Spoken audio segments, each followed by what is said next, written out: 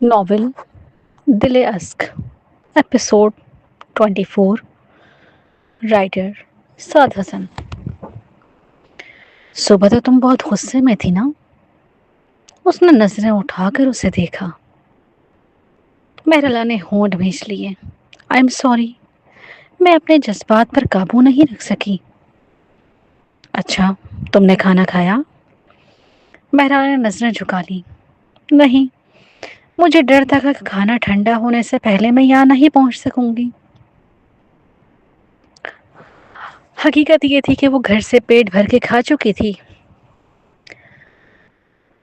اس نے مہرالہ کو کھینچ کر اپنی گود میں بٹھا لیا۔ چلو ساتھ کھاتے ہیں۔ مہرالہ گھبراہٹ کا ناٹک کرنے لگی، مگر زہران نے چمچ بھر کے گوشت اس کے منہ میں ڈال دیا۔ یہ بہت بڑھانے والا ہے، وہ منہ بسور کے بولی۔ زہران نے پھر چکن کا چھوٹا سا ٹکڑا اس کی طرف بڑھایا۔ یہ لو، ٹھیک ہے۔ وہ فرما بردار سے کھا گئی، دل ہی دل میں دعا کرتے ہوئے کہ ڈکار نہ آ جائے۔ مگر جیسے ہی اس نے سے ایسا سوچا، ایک ڈکار اس کے گلے تک آئی اور اگلے ہی لمحے اس کے ہونٹوں سے نکل گئی۔ کمرے کی خاموشی میں مہرالہ مہرباش کی ڈکار اچانک بہت واضح سنائی دی، اور پھر فضا میں ایک عجیب سی خاموشی پھیل گئی۔ اسے خود بھی یقین نہیں آیا کہ وہ اتنی جلدی اپنی اداکاری پکڑوا بیٹھے گی۔ شرمندگی سے اس نے زہران ممدانی کی طرف دیکھا۔ میں آپ کو ایکسپلین کر سکتی ہوں۔ وہ الفاظ بے اختیار اس کے منہ سے نکل گئے اور معاملہ مزید خراب ہو گیا۔ اس نے غور سے زہران کے چہرے کو دیکھا، مگر حیرت انگیز طور پر اس کے چہرے پر ناگواری نہیں تھی، بلکہ وہ بہت فکر مند دکھائی دے رہا تھا۔ یہ کیسے ہو سکتا ہے؟ مہرالہ نے سوچا۔ یہ تو مجھ سے نفرت کرتا ہے نا، پھر وہ میرے بارے میں اتنا فکر مند کیوں لگ رہا ہے؟ اگر بھوک لگی ہے تو اور کھا لو، زہران نے کہہ کر ایک چمچ اس کی طرف بڑھایا۔ مہرالہ مزید الجھن میں پڑ گئی۔ کیا اسے لگ رہا ہے کہ میں نے ڈکار بھوک کی وجہ سے لی ہے؟ آخر کار کھانا جو اصل میں زہران کے لیے لائی تھی وہ مہرالہ ہی کھا گئی۔ بس میرا پیٹ بھر گیا ہے، اس نے پیٹ پر ہاتھ رکھ کر کہا، جیسے اب پھٹ ہی جائے گا۔ زہران نے تیوری چڑھائی۔ تم تو ہڈیوں کا ڈھانچہ ہو، اتنا کم کھا کر کیسے گزارا کرتی ہو؟ یہ کہہ کر اس نے لازانے کا ایک اور چمچ اس کے منہ میں ڈال دیا۔ مہرالہ کے گال کے لہری کی طرح پھول گئے۔ اسی لمحے چشمہ لگائے ایک عورت دروازہ کھول کر اندر آئی۔ مسٹر ممدانی، اس فائل پر آپ کے دستخط؟ اپنی پوری زندگی میں اس سیکریٹری نے کبھی ایسا منظر دیکھنے کا تصور بھی نہیں کیا تھا۔ وہی سخت گیر، عورتوں سے فاصلے رکھنے والا زہران ممدانی اسی وقت مہرالہ کو باہوں میں لیے خود کے ہاتھوں سے کھانا کھلا رہا تھا۔ سیکریٹری ششدر رہ گئی، سرپرائز تھی وہ۔ مہرالہ نے جلدی سے نوالا نگلنے کی کوشش کی، مگر نوالا گلے میں اٹک گیا۔ اس کا چہرہ فوراً سرخ ہو گیا۔ پانی، پانی۔ زہران نے فوراً گلاس پکڑا دیا۔ اتنی بڑی ہو کر بھی کھاتے وقت نوالا ڈھک جاتا ہے، تمہارا دم گھٹ جاتا ہے۔ مہرالہ نے اس کی گردن میں باہیں ڈال دی اور اس کے گال سے رخسار رگڑ دیے۔ اچانک ڈر گئی تھی، بس اسی لیے۔ اس کی نرم آواز اور سانسوں کی حدت زہران کے دل میں ہلچل مچا گئی۔ اس کا دل بے قابو ہو کر دھڑک اٹھا۔ اس نے پلٹ کر سیکریٹری کو دیکھا۔ کس نے اجازت دی تمہیں اندر آنے کی؟ باہر جاؤ۔ معذرت مسٹر ممدانی۔ وہ فوراً دروازہ بند کر کے نکل گئی۔ مہرالہ اگرچہ زہران سے لپٹی ہوئی تھی، مگر کونے کی آنکھ سے وہ سیکریٹری کو بغور دیکھ چکی تھی۔ زہران کے ارد گرد موجود ہر شخص اب اس کی شک کی فہرست میں شامل تھا۔ مخالف کا مقصد صاف تھا، مہرالہ اور زہران کو ایک دوسرے سے دور کرنا، اور یقیناً وہ نہیں چاہتا تھا کہ یہ دونوں اس طرح قریب آئیں۔ دروازہ بند ہوتے ہی مہرالہ نے خود کو الگ کیا۔ وہ سیکرٹری کافی بے باک تھی، بغیر اجازت ہی اندر آ گئی۔ اس کے لہجے میں ہلکی سی جلن تھی اور یہی بات زہران کو خوش کر گئی۔ اسے کام میں جلدی تھی اس لیے زیادہ سوچا نہیں۔ میرا پیٹ بھر گیا ہے، اب آپ کھانا کھا لیجئے۔ وہ جیسے اپنا مقصد پورا کر چکی ہو، فوراً اس کی گود سے اتر گئی۔ فرش سے چھت تک شیشے والی کھڑکی کے سامنے کھڑی بہرحالہ بہت چھوٹی سی لگ رہی تھی۔ زہران کے دل میں عجیب سا احساس بھرا جب اس نے اس کی پشت دیکھی۔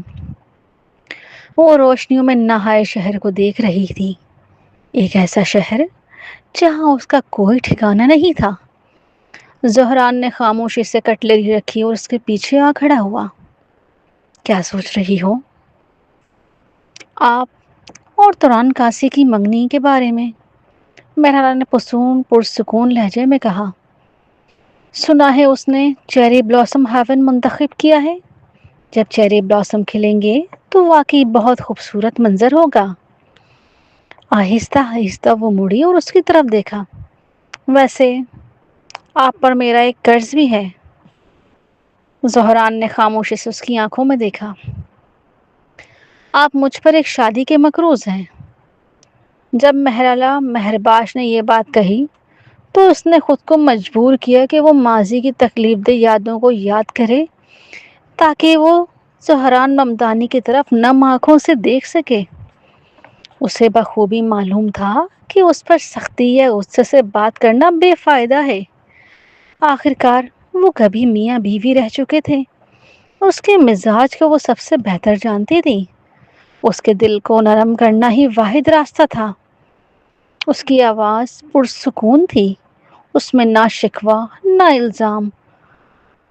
آنکھوں میں آنسو جمع ہو رہے تھے، اگرچہ آنسو بعض اوقات نفرت پیدا کرتے ہیں، مگر صحیح وقت پر استعمال ہوں تو یہی آنسو ایک ہتھیار بن جاتے ہیں۔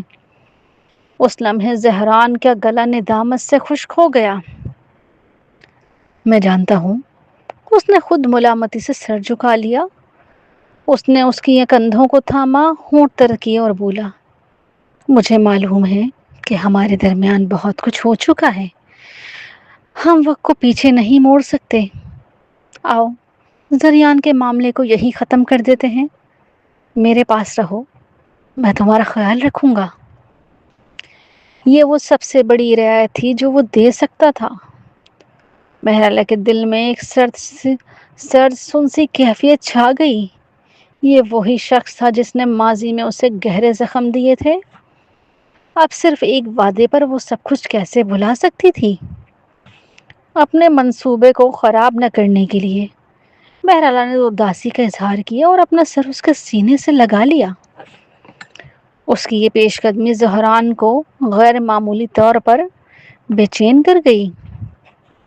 آخرکار یہ وہی عورت تھی جو صبح اس پر چیخ رہی تھی، انگلی اٹھا کر اس پر الزام لگا رہی تھی، اور اب رات کو وہ اتنی نرم دل ہو چکی تھی۔ گزشتہ 2 برسوں میں ان کے تعلقات زیادہ تر تناؤ کے کنارے پر تھے۔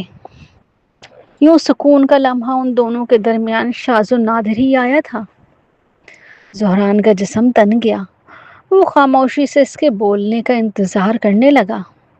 زہران، مہرالہ کی نرم آواز ہلکی سی بلی جیسی تھی۔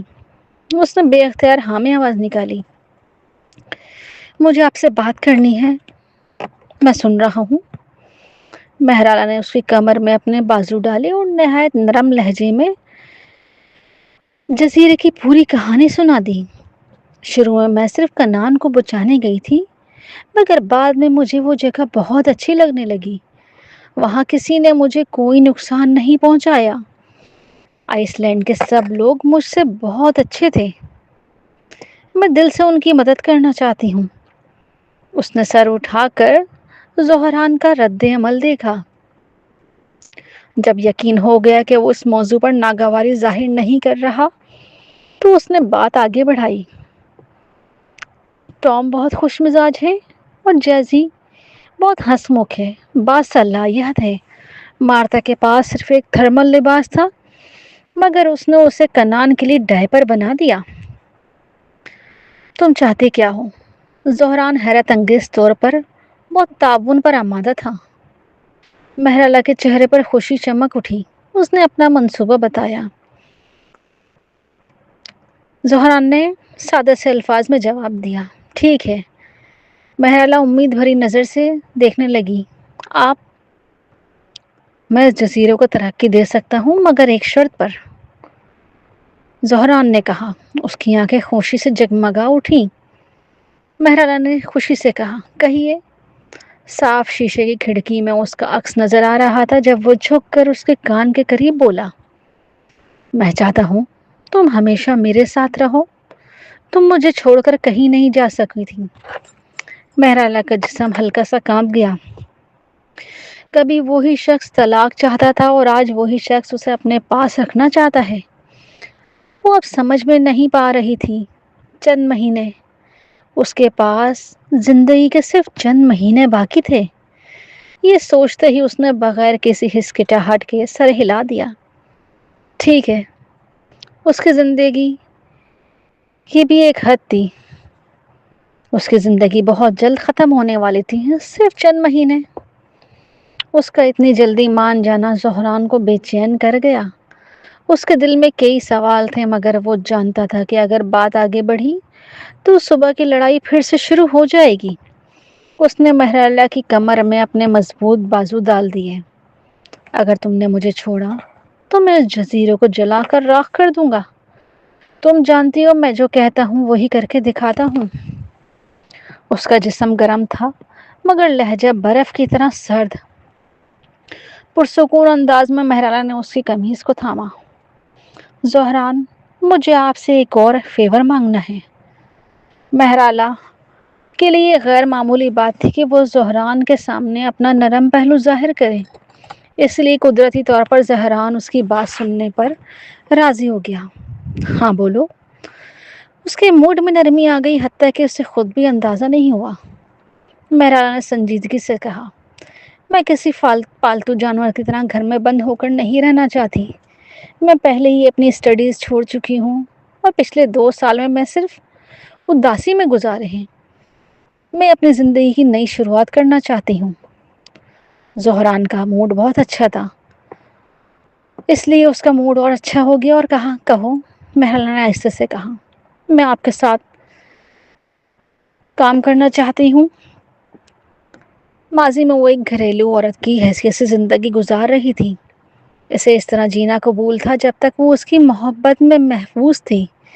اسے شہرت یا نمایاں ہونے کی خواہش نہیں تھی، یہ گفٹ باسکٹ۔ مگر جب اسے احساس ہوا کہ وہ ان لوگوں کو ہی نہیں جانتے جن کے درمیان زہران رہتا ہے، یہاں تک کہ اس کو یہ بھی نہیں معلوم کہ انہوں نے کن لوگوں کو ناراض کیا ہے، تو اسے خود کو ایک ناکام انسان اپنا آپ ایک ناکام انسان محسوس ہوا۔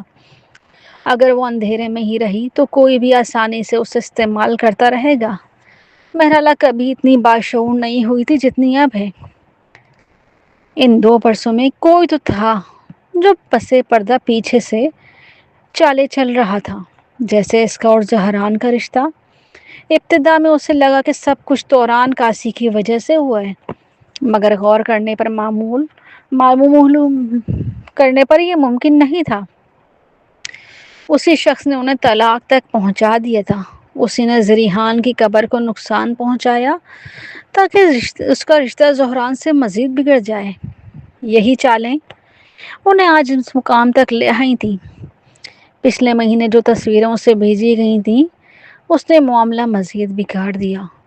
مہرالہ تقریباً کنان کو مار ہی بیٹھی تھی۔ اگر اس رات اس نے خود کو نہ روکا ہوتا تو اس کا اور زہران کا رشتہ ہمیشہ کے لیے ختم ہو جاتا۔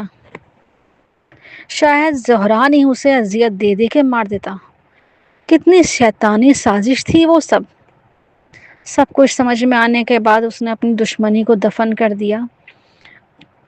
وہ چاہتی تھی کہ زہران اس کی مدد کرے تاکہ اصل مجرم کو وہ بے نقاب کرے، لیکن وہ زہران کو اپنے منصوبے سے آگاہ نہیں کرنا چاہتی تھی، ورنہ اصل سازشی چوکنا ہو جاتا۔ زہران گہری سوچ میں ڈوبا تھا۔ وہ اس کے چہرے کو غور سے دیکھ رہا تھا، جیسے یہ جاننا چاہتے ہو کہ وہ کیا سوچ رہی ہے۔ مہرالہ نے کھلے انداز میں اس کی آنکھوں میں دیکھتے کہا، میں جانتی ہوں آپ مجھ پر بھروسہ نہیں کرتے، اسی لیے میں آپ کے ساتھ کام کرنا چاہتی ہوں۔ یہ آپ کے لیے بھی بہترین طریقہ ہوگا کہ مجھ پر نظر رکھ سکیں۔ میں وہ تمام اسکلز سیکھنا چاہتی ہوں جن سے مہراج خاندان کو دوبارہ سنبھال سکوں۔ مجھے یقین ہے کہ میں یہ سب آپ سے سیکھ سکتی ہوں۔ مہرالہ جانتی تھی کہ ایک مضبوط ریزن ہے، اور وہ یہ بھی جانتی تھی کہ اس بات پر زہران کو شک نہیں ہوگا۔ اگر تم نے اچھی طرح سوچ لیا ہے تو مجھے کوئی اعتراض نہیں۔ اسے لگا اس کی بات میں وزن ہے، اسے خود بھی بہتر لگا کہ وہ اس کے پاس رہے بجائے اس کے کہ اکیلے میں کوئی مسئلہ کھڑا کرے۔ اگر وہ اس کے قریب رہی تو وہ اسے ہر خطرے سے بچا سکتا تھا۔ اچانک مہرالہ کو کچھ یاد آ گیا، وہ ہلکا سا مسکرائی۔ مجھے ایک فکر ہے قاسی خاندان کے لیے۔ ہماری موجودہ صورتحال میں توازن دوران قاسی مجھے آپ کے قریب برداشت نہیں کرے گی۔ ماضی میں زہران ہمیشہ دوران قاسی کے ساتھ مضبوطی سے کھڑا رہا تھا۔ اگر وہ آ کر ہنگامہ کھڑا کرتی تو مہرالہ کا منصوبہ ناکام ہو سکتا تھا۔ زہران نے اس کے سر پر پیار سے ہاتھ رکھا، اس کی آنکھوں میں سر چمکتی۔ یہ فیصلہ وہ نہیں کرے گی کہ تم میرے ساتھ رہو یا جاؤ، یہ فیصلہ میں کروں گا، اس نے دو ٹوکل لہجے میں کہا۔ مہرالہ اس کی باہوں میں سمٹ گئی اور بولی، زہران آپ سب سے اچھے ہیں۔ زہران اس عورت کو دیکھتا رہا جو اس کی باہوں میں تھی۔ اسے احساس تھا کہ کچھ نہ کچھ غلط ہے، مگر وہ ٹھیک طرح سمجھ نہیں پا رہا تھا۔ یوں لگتا تھا جیسے مہرالہ ایک ہی رات میں بدل گئی ہو۔ اسے نہیں معلوم تھا کہ یہ تبدیلی حقیقت تھی یا کوئی منصوبہ، مگر اب اسے پرواہ نہیں تھی۔ چاہے وہ کچھ بھی سوچ رہی ہو، اسے یقین تھا اگر وہ اس کے قریب رہی تو کوئی بڑا نقصان نہیں کر سکے گی۔ تو کیا میں پھر کل سے کام شروع کر سکتی ہوں؟ مہرالہ نے سنجیدگی سے اس کی طرف دیکھتے ہوئے پوچھا۔ تمہیں کون سا ڈیزینیشن چاہیے؟ زہران نے پوچھا۔ اسے کوئی اعتراض نہیں تھا کہ وہ جو چاہے اسے دے سکتا تھا۔ مہرالہ نے ہونٹ تر کی اور بولی، پرسنل سیکریٹری، وہ والی جو آپ کے ساتھ ساتھ رہے۔ زہران ممدانی نے گہری نظروں سے مہرالہ کو دیکھا، جیسے وہ اس کے چہرے سے پڑھ لینا چاہتا ہو کہ وہ اصل میں کیا سوچ رہی ہے۔ تم کیا چاہتی ہو؟ مہرالہ آج حد سے زیادہ مختلف لگ رہی تھی۔ وہ اتنی فرما بردار بن چکی تھی کہ زہران کو سکون نہیں ہونے لگا۔ مہرالہ نے دھیمی آواز میں کہا، میں پہلے ہی بتا چکی ہوں، میں ایک نئی شروعات چاہتی ہوں، میں ساری زندگی پردوں کے پیچھے نہیں رہنا چاہتی۔ اس نے نرمی سے زہران کی آستین تھام لی۔ اس کی دبی دبی آواز اس کے سینے سے لکھ کر نکل رہی تھی، کیا میں ایسا نہیں کر سکتی؟ زہران کی آواز میں تناؤ تھا، کیا بس یہی تمہاری خواہش ہے؟ مہرالہ نے تلخی سے کہا، اچھا تو میں اور کیا کر سکتی ہوں؟ یا پھر کیا تم مجھے جانے دو گے میں کسی اور شہر میں جا کر اپنی زندگی جی سکوں؟ زہران نے اس کی کمر کے گرد بازو سخت کر لیے، اس کی آواز سخت ہو گئی، ایسا غلطی سے بھی مت سوچنا۔ مہرالہ اس کے سینے سے لگی مسکرا دی، وہ پہلے ہی جان چکی تھی۔ اس نے آنکھیں بند کر لی۔ تم نے کہا تھا موت میں بھی میں تمہارے ساتھ رہنا ہوگا، جیسا تم چاہو وہی ہوگا۔ اس کے دل کی آواز اور زہران کے الفاظ ایک ہو گئے۔ مہرالہ نے سر اٹھا کر مسکرا کر اس کی طرف دیکھا۔ آپ نے کھانا کھا لیا یا کچھ اور کھائیں گے؟ نہیں، میں ٹھیک ہوں، تم جا کر آرام کرو۔ مہرالہ اس کے حصار سے نکلی اور سنجیدگی سے بولی، ایسا کیسے ہو سکتا ہے؟ میں جلد ہی آپ کی سیکرٹری بننے والی ہوں، مجھے آپ کی ڈیلی روٹین کی عادت ڈالنی ہوگی۔ زہران نے گہری نظروں سے اسے دیکھا، اس کے چہرے پر کوئی بناوٹ نہیں تھی۔ تمہارے دل میں جو آتا ہے تم وہ کرو۔ وہ اپنی کرسی پر واپس بیٹھ گیا جبکہ مہرالہ کھانے کے ڈبے سمیٹنے لگی۔ اسی دوران اس نے دیکھا کہ زہران نے فون کیا۔ چند لمحوں بعد بلال کمرے میں داخل ہوا، ایک طرف کھڑا ہو گیا۔ مسٹر ممدانی، میڈم مہرباش، بلال نے مؤدبانہ انداز میں کہا۔ اب سے یہ میری پرسنل اسسٹنٹ ہوں گی، زہران نے کہا۔ تم انتظامات مکمل کرو۔ بلال چونک گیا۔ مہرالہ نے مسکرا کر بولی، تھینک یو بلال، اور میں چاہتی ہوں میری شناخت فی الحال سیکرٹ رکھی جائے۔ ٹھیک ہے میڈم مہرباش، مہرالہ نے ہلکی سی مسکراہٹ کے ساتھ کہا۔ مجھے لگتا ہے اب آپ کو مجھے اس طرح نہیں بلانا چاہیے۔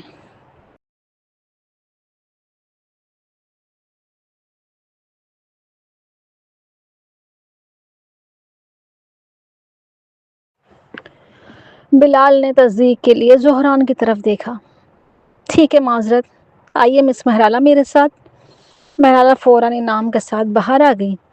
زہران دیر تک اس کی پشت دیکھتا رہا۔ اس نے دل میں فیصلہ کر لیا تھا کہ وہ اسے اپنے ساتھ اپنے قریب رکھے گا۔ وہ جو بھی سوچ رہی ہو اس کی نظروں کے سامنے رہ کر کچھ بھی نہیں کر سکے گی۔ وہ دوبارہ کام میں بزی ہو گیا، مگر عجیب بات یہ تھی اس کا موڈ بہت بہتر تھا۔ کوریڈور میں بلال نے ادھر ادھر دیکھا اور آہستہ سے بولا، میڈم، کیا آپ واقعی یہ سب کرنا چاہتی ہیں؟ مہرالہ نے کندھے اچکائے اور بے فکر سے بولی، گھر میں قید رہنے سے بہتر ہے کہ کام کرنا، کم از کم باہر تو نکل سکوں گی نا۔ اب میں آپ کی ذمہ داری ہوں۔ شکریہ، اس نے کہا۔ بلال نے اس کی سیکرٹریوں کے دفتر لے جا کر سب سے ملوایا۔ سب حیران تھے کہ اچانک ایک ذاتی اسسٹنٹ آ گئی، مگر سب نے خوش دلی سے استقبال کیا۔ کل آپ کے لیے میز کا بندوبست ہو جائے گا، آج بس سب سے انٹروڈکشن حاصل کر لیں، بلال نے کہا۔ ٹھیک ہے۔ بلال کے جاتے ہی 6 افراد کی نظریں اس پہ جم گئیں۔ سب تجسس میں تھے، مگر کوئی سوال کرنے کی ہمت نہیں کر رہا تھا۔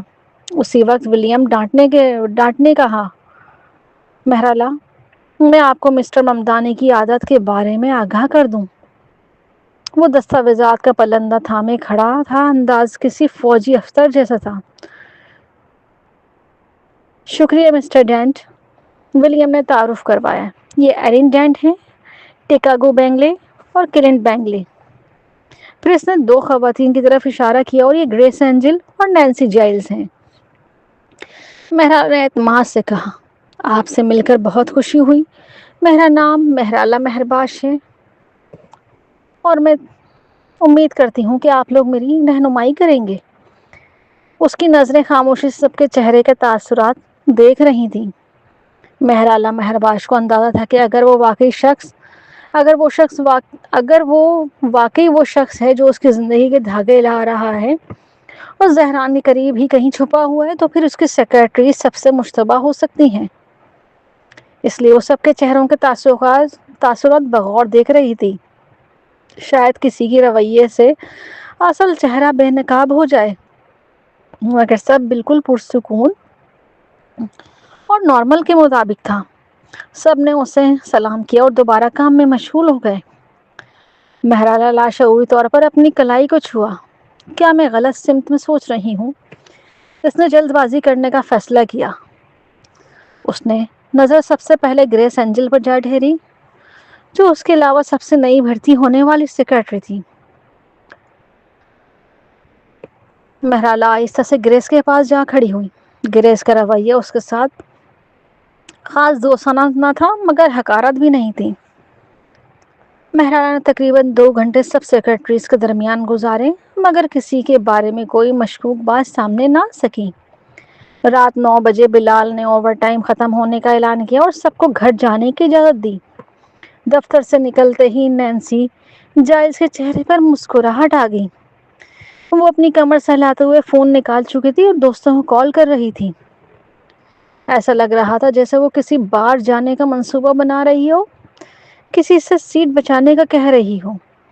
اس نے مہرالہ کو اپنی طرف دیکھتے پایا تو تھوڑی کے اشارے سے کہا، میرے ساتھ چلو گی؟ نیا بار ہے، خوبصورت لڑکوں سے بھرا ہوا، تمہاری ویلکم پارٹی سمجھ لو۔ مہرالہ کو اس اچانک بے تکلف کی توقع نہیں تھی۔ اس نے ہاتھ ہلا کر انکار کیا، نہیں، مجھے کچھ فائلیں دیکھنی ہیں، ابھی تو میں مسٹر ممدانی کی پسند ناپسند بھی یاد نہیں کر پائی۔ نینسی نے کندھے اچکائے۔ ٹھیک ہے پھر کبھی، وہ بات کرتے آگے بڑھ گئی۔ اس وقت ایرن ڈینٹ نے پیشانی پر ہاتھ مارا اور بولا، اس سے دور ہی رہنا، یہ برا اثر ڈالتی ہے، ہر وقت مردوں سے فلرٹ کرتی رہتی ہے۔ مہرانہ نے ہلکی سی شرمندہ مسکراہٹ کے ساتھ گریس کی طرف دیکھا۔ گریس کوئی خاص خوبصورت عورت نہ تھی۔ نینسی کی دلکش شخصیت کے مقابلے میں وہ بہت مختلف تھی۔ وہ مہرالہ کو ان اسٹوڈنٹ کی یاد دلاتی تھی جو ہمیشہ گلاسز لگائے سادے شکل و صورت کے ہوتے ہیں مگر پڑھائی میں ہمیشہ اول نمبر پہ آتے تھے۔ گریس نے سکون سے اپنا سامان سمیٹ رہی تھی۔ اس کی میز غیر معمولی حد تک صاف تھی، جسے اسے ترتیب کا جنون ہو۔ ہر فائل، ہر کاغذ اپنی جگہ پر بالکل درست تھا اس کا۔ مہرالہ کی نگاہ محسوس کرتے ہی گریس نے اس کی طرف دیکھا اور بے تاثر لہجے میں بولی، کیا آپ کو کوئی ہیلپ چاہیے؟ میں مدد کر لوں آپ کی؟ اس کی آواز بالکل سپاٹ تھی۔ ایسا لگا جیسے وہ کوئی جذبات رکھنے والا انسان نہیں بلکہ روبوٹ ہو۔ اس کے الفاظ مہرالہ کی ریڑھ کی ہڈی میں سرد لہر دوڑا گئے۔ مہرالہ نے معصومیت سے مسکراتے ہوئے کہا، مس اینجل، آپ کی بالیاں بہت خوبصورت ہیں۔ نظر خود بخود رک گئی۔ کہاں سے لی ہیں؟ وہ بالیاں گریس کا واحد زیور تھیں، چھوٹے سے گلاب کی شکل کی درمیان میں جگمگاتے ہیرے۔ گریس نے سکون سے جواب دیا، یہ مسٹر ممدانی کے آرڈر پر خاص طور پر بنوائی گئی تھی۔ پچھلے سال کا میرا ایئر اینڈ بونس تھا۔ اوہ، پھر تو مجھے بھی اسی سال کا بونس حاصل کرنے کے لیے خوب محنت کرنی ہوگی۔ مہرالہ نے مٹھی ہوا میں لہرا کر کہا۔ گریس نے بس ایک نظر ڈالی اور بیگ کندھے پر ڈال کر چلی گئی۔ ولیم ڈینٹ بول پڑا، زیادہ مت سوچو، وہ ہمیشہ ایسی ہی رہتی ہے۔ مہرالہ نے نرمی سے پوچھا، یعنی وہ شروع سے اتنی کھڑوس ہے؟ ہاں، میں نے اسے یہاں کام شروع کرنے کے بعد کبھی مسکراتے نہیں دیکھا۔ اکھڑ مزاج ہے مگر کام میں بہت تیز ہے۔ کچھ دیر مزید بات کرنے کے بعد مہرالہ دفتر سے نکلنے والی آخری شخصیت تھی۔ وہ زیادہ دور نہیں گئی، بس انڈر گراؤنڈ پارکنگ میں رک کر انتظار کرنے لگی۔ گاڑی کے شیشے نیچے ہوا اور زہران ممدانی کی سرد آواز آئی، اندر آ کے بیٹھو۔ وہ اس کے ساتھ ممدانی ریزیڈنس واپس لوٹ آئی۔ یہ پہلا موقع تھا کہ وہ دونوں کام سے اکٹھے گھر جا رہے تھے۔ گاڑی میں مہرالہ گہری سوچ میں ڈوبی ہوئی تھی۔ آج دفتر میں ملنے والا ہر شخص اسے اپنی جگہ مشکوک لگ رہا تھا۔ کوئی پچھتاوا ہو رہا ہے؟ زہران نے لیپ ٹاپ پر ٹائپ کرتے ہوئے اچانک پوچھا۔ اس کا لہجہ توقع کے برعکس نرم تھا۔ اس نے چشمہ درست کرتے ہوئے کہا، ابھی بھی تم اپنا فیصلہ بدل سکتی ہو۔ مہرالہ نے اپنے ہاتھ میں موجود نوٹ بک اوپر اٹھائی۔ اس نوٹ بک میں زہران کی تمام پسند ناپسند درج تھی۔ میں ابھی تک اسے پوری طرح یاد نہیں کر پائی، مسٹر ممدانی۔ اپنی کافی میں 3 کیوب چینی ڈلواتے ہیں، اسٹیک ریئر پسند کرتے ہیں اور ان کے پسندیدہ پھل چیری اور بلیو بیریز ہیں۔ مہرالہ نے نوٹ بک بند کی اور سنجیدگی سے زہران کو دیکھتے کہا، مجھے یاد ہے کہ آپ کو یہ پھل سب سے زیادہ ناپسند تھے۔ آپ ہمیشہ میڈیم ریئر اسٹیک کھاتے تھے، کافی بھی کبھی چینی نہیں ڈالتے تھے۔ اگر ولیم نے ڈینٹ نے اسے یہ تاکید نہ کی ہوتی کہ کس بات میں غلطی نہ ہو تو وہ یہی سمجھتی کہ شاید کوئی اسے جان بوجھ کر کام کرنے میں ناکام کروانے کی کوشش کر رہا ہے۔ پسند ناپسند کی یہ لسٹ زہران کی اصل پسند سے بالکل الٹ تھی۔ زہران نے نوٹ بک اس کے ہاتھ سے لی اور کہا، تمہیں اس کی فکر کی ضرورت نہیں ہے۔ وہ نہیں چاہتا کہ لوگ اس کی اصل پسند ناپسند جانیں۔ اس کی حقیقت صرف مہرالہ کو معلوم تھی۔ تمہیں جو کہا جائے بس وہی کرو۔ لیپ ٹاپ کی اسکرین روشن اس کے چہرے پر پڑ رہی تھی، جس سے اس کے تاثرات زیادہ سرد لگ رہے تھے۔ اس لمحے مہرالہ کو احساس ہوا کہ وہ اس مرد کو کبھی سمجھ ہی نہیں پائی تھی جس کے ساتھ ایک ہی بستر پہ سوئی تھی۔ دفتر میں زہران ممدانی ایک الگ انسان تھا۔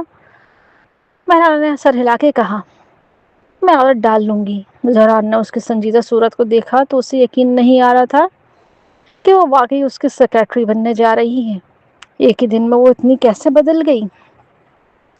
مہرالہ اور کنان کی گمشدگی کے باعث زہران کا بہت سا کام جمع ہو گیا تھا۔ گھر آ کر بھی وہ ویڈیو کانفرنس کر رہا تھا اور ای میلز پڑھ رہا تھا۔ نہانے کے بعد مہرالہ نے اپنا لیپ ٹاپ بستر پہ رکھا۔ خوش قسمتی سے فی الحال زہران کی طرف سے اس پر لگائی گئی پابندیاں نرم پڑ گئی تھیں۔ اس نے ریسرچ شروع کی، خاص طور پر اس دن کے حوالے سے جب وہ کائف مہراج کے ایک کار ایکسیڈنٹ ہوا تھا۔ وہ دن زہران اور زریان کی سالگرہ کا دن تھا۔ عام حالات میں وہ اس دن کوئی میٹنگ یا پروگرام نہیں رکھتا تھا، لیکن اس دن G20 سمٹ منعقد ہو رہی تھی، جس میں بطور چیئرمین اسے تقریر کرنی تھی۔ چاہے وہ دفتر سے جاتا یا ممدانی ریزیڈنٹ سے، اسے اس سڑک سے گزرنے کی ضرورت نہیں تھی جہاں حادثہ پیش آیا تھا، سوائے ایسے کہ وہ خود کائف کی موت اپنی آنکھوں سے دیکھنا چاہتا ہو، یا یہ کہ وہ مجبوراً اسی راستے سے گیا ہو۔ اس دن کئی ٹریفک حادثات ہوئے تھے جن کی معلومات نکالنا مشکل نہیں تھا۔ مہرالہ نے خبروں میں وہ رپورٹس نکال لی۔ ان میں لندن اسٹریٹ پر پیش آنے والے دو اور کار ایکسیڈنٹ کا ذکر تھا۔ اگرچہ وہ کائف کے حادثے جتنے شدید نہیں تھے، مگر ٹریفک جام پیدا کرنے کے لیے کافی تھے۔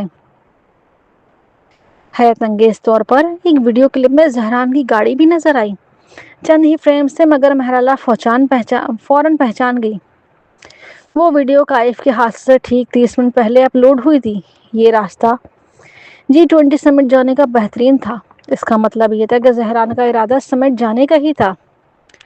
راستہ اس نے حادثے کی وجہ سے بدلا، اور اس لیے وہ کائف کی حادثے کی جگہ پہ پہنچا۔ یہ سب دیکھ کر مہرالہ کی ریڑھ کی ہڈی میں سنسنی دوڑ گئی۔ اس کا شک پختہ ہو چکا تھا۔ 2 سال سے کوئی تیسرا شخص پردے کے پیچھے سے یہ سب کچھ چلا رہا تھا۔ وہ اور زہران دونوں اس کھیل میں محض مہورے تھے۔ حتیٰ کہ اس کے والد کا حادثہ بھی اسی شخص کی سازش تھی تاکہ الزام زہران پر آئے۔ اس نے اسے غصے میں کنان کو نقصان پہنچانے پر اکسانا چاہا۔ اس طرح وہ زہران کو توڑنا چاہتا تھا اور ان کے رشتے کو ہمیشہ کے لیے ناقابل مرمت بنانا چاہتا تھا۔ اگر اس رات اس نے آخری لمحے میں خود کو نہ روکا ہوتا تو کنان مر چکا ہوتا، پھر زہران مہرالہ کو بھی زندہ نہ چھوڑتا۔ یہ منصوبہ بہت شیطانی تھا۔ اس لمحے دروازہ کھلا، زہران اندر آیا، اس پر ایک نظر ڈالی اور کہا، ایسا لگ رہا ہے جیسے تم نے کوئی بھوت دیکھ لیا ہو۔ جب زہران ممدانی اندر آیا تو مہرالہ کے چہرے کا رنگ اڑ چکا تھا۔ وہ غیر معمولی حد تک زرد اور کمزور دکھائی دے رہی تھی، حتیٰ کہ ایک عام نظر سے بھی یہ بات واضح تھی۔ اس کے ہاتھ ہلکے ہلکے کانپ رہے تھے۔ زہران نے تیوری چڑھائی اور فوراً اس کی طرف دیکھا۔ تم کیا دیکھ رہی ہو؟ مہرالہ نے اسے چھپانے کی کوشش نہیں کی۔ زہران کی نظر اس خوفناک حادثے پر پڑی۔ منظر خون آلود تھا، اس میں کوئی حیرت نہیں تھی وہ اتنی زرد پڑ گئی۔ یہاں دیکھنے کو کچھ نہیں ہے۔ اس نے سمجھا کہ وہ غلطی سے کوئی ویڈیو دیکھ بیٹھی ہے۔ وہ ویڈیو بند کرنے ہی والا تھا کہ اسے کچھ غلط محسوس ہوا۔ یہ کوئی حالیہ حادثہ نہیں تھا۔ مہرالہ نے فون بند کیا اور بظاہر بے پرواہ لہجے میں بولی، تو آپ میرے والد کے حادثے کی جگہ پر موجود تھے؟ زہران کو یہ معلوم نہیں تھا کہ یہی وہ وجہ تھی جس کی بنا مہرالہ نے پہلے کنان ممدانی کو نقصان پہنچانے کا سوچا تھا۔ اس لیے جب اس نے اچانک یہ بات چھیڑی تو اس نے سیدھے اس کی آنکھوں میں دیکھ کر کہا، ہاں، میں اس دن G20 سمٹ کے لیے جا رہا تھا، مگر راستے میں ایک حادثہ ہو گیا تھا، اس لیے مجھے راستہ بدلنا پڑا۔ مجھے توقع نہیں تھی کہ میں تمہارے والد کے حادثے کی جگہ پر پہنچ جاؤں گا۔ یہ بالکل ویسا ہی تھا جیسے مہرالہ نے سوچا تھا۔ اب وہ یقین کے ساتھ جان چکی تھی کہ کوئی پردے کے پیچھے سب کچھ کنٹرول کر رہا ہے، اور وہ خود تقریباً کسی اور کا انتقام کا سازش کا مہرہ بن چکی ہے۔ اس شخص نے لیا کی قبر کے واقعے کو اس طرح ترتیب دیا کہ زہران مہرالہ کو غلط سمجھے۔ پھر وہ کار حادثہ جس کی وجہ سے مہرالہ نے زہران کو غلط سمجھا، یہ وہی شخص ہے ان دونوں کے لیے اس حال کے لیے سبب تھا۔ یہ شخص انتہائی خبیث تھا۔ زہران نے دیکھا مہرالہ کا چہرہ مزید سفید پڑ چکا ہے۔ اسے احساس ہوا کہ معاملہ ٹھیک نہیں ہے۔ کیا تم یہ سوچ رہی ہو کہ میں نے وہ حادثہ منصوبہ بندی کے تحت کروایا تھا؟ مہرالہ نے کندھے پکڑ کر اس کو اپنی طرف گھمایا، سخت لہجے میں بولا، مہرالہ، اپنی غیر حقیقی سوچ بند کرو. اگر میں اسے نقصان پہنچانا چاہتا تو وہ بہت پہلے مر چکا ہوتا، اور اگر میں واقعی اس کو نقصان پہنچاتا تو میں اس میں بے گناہ لوگوں کو شامل نہ کرتا. میں سچ چھپانے کے لیے دوسروں کی جانیں استعمال نہیں کرتا. میرے پاس کسی کو بغیر شک پیدا کیے مارنے کے بے شمار طریقے ہیں. اس سے وہ اپنی بات مکمل کرتا، مہرالہ اچانک اس کے سینے سے لگ گئی اور اسی کمر کے گرد بازو لپیٹ لیے. مجھے آپ پر یقین ہے. زہرا نے اس کی تھوڑی تھامی اور زبردستی اپنی نظروں سے نظریں ملانے پہ مجبور کیا. وہ اسے کسی زخمی درندے کی طرح گھور رہا تھا. مجھے نہیں معلوم تم کیا پلان کر رہی ہو. یہ سچ ہے کہ ہماری علیحدگی بہت بری تھی. ان 2 سالوں میں نے تمہارے ساتھ اچھا سلوک نہیں کیا. اگر تم مجھ سے نفرت کرتی ہو یا اپنی تکلیف کا الزام مجھ پر ڈالتی ہو تو میں اسے سمجھ سکتا ہوں، اور میں یہ بھی جانتا ہوں کہ ہم دوبارہ پہلے جیسے نہیں ہو سکتے. مہرالہ، وہ اسے مضبوطی سے تھامے رہا اور بولا، چاہے ہم ایک دوسرے سے نفرت ہی کیوں نہ کریں اور آگے کا راستہ کتنا ہی مشکل کیوں نہ ہو، میں تمہیں کبھی نہیں چھوڑوں گا. تمہاری وجہ سے میں کبھی تمہارے والد کو نقصان نہیں پہنچا سکتا تھا، چاہے میں اس سے کتنی ہی نفرت کیوں نہ کروں یا چاہتا تھا کہ وہ مر جائے. مہرالہ کا ہاتھ اس کے گرفت سے درد کرنے لگا. اس کی نظریں اتنی شدید تھیں کہ اس کا چہرہ سرخ ہو گیا اور دل کی دھڑکنیں تیز ہو گئیں. زہران نے آہستہ آہستہ وہ سب کہہ دیا جو وہ برسوں سے دل میں دبائے ہوئے تھا، کیونکہ میں جانتا تھا کہ اگر وہ مر جاتا تو ہمارا رشتہ مکمل ختم ہو جاتا. اس لیے میں نے اسے مرنے نہیں دیا. حادثے کی جگہ پر سب سے پہلے ایمبولینس میں نے ہی فون کی تھی. مہرالہ شدید حیران رہ گئی. اسے توقع نہیں تھی کہ وہ ایسا کچھ کرے گا. سوچ کچھ لمحوں میں زہران نے گہری سانس لی اور کہا، میں نے نہ اس وقت اور نہ ہی اب کبھی اسے قتل کرنے کا ارادہ کیا، لہٰذا اپنے خیالات کو قابو میں رکھو. ایسا گھٹیا کام کرنا میرے شایانہ شان نہیں. ماضی میں مہرالہ کبھی اس بات پر یقین نہ کرتی، مگر اب زہران کی وضاحت دیے بغیر بھی وہ سب کچھ سمجھ چکی تھی. اس نے کہا کہ اس لمحے زہران کو سب بتا دے.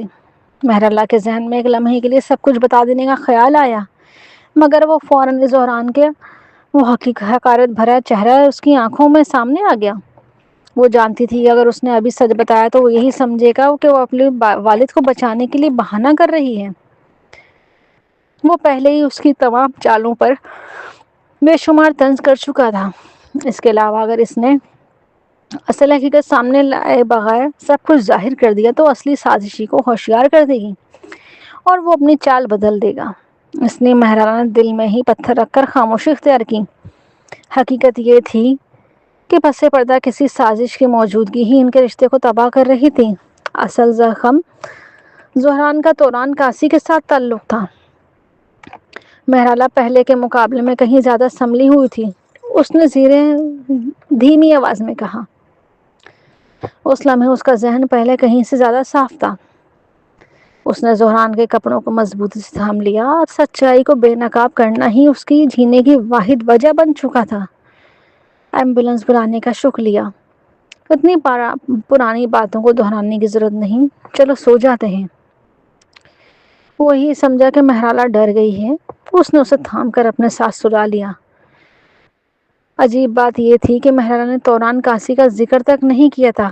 یوں لگا جیسے وہ دونوں پھر سے پرانے دنوں میں لوٹ آئے ہوں، مگر یہ سب محض ایک فریب تھا. زہران کے سونے کے بعد مہرالہ نے آنکھیں کھولی اور آہستہ سے اس سے دور ہو گئی. وہ تقریباً بستر کے کنارے تک آ گئی. وہ اب اس کے ساتھ کسی بھی قسم کا جسمانی تعلق نہیں چاہتی تھی.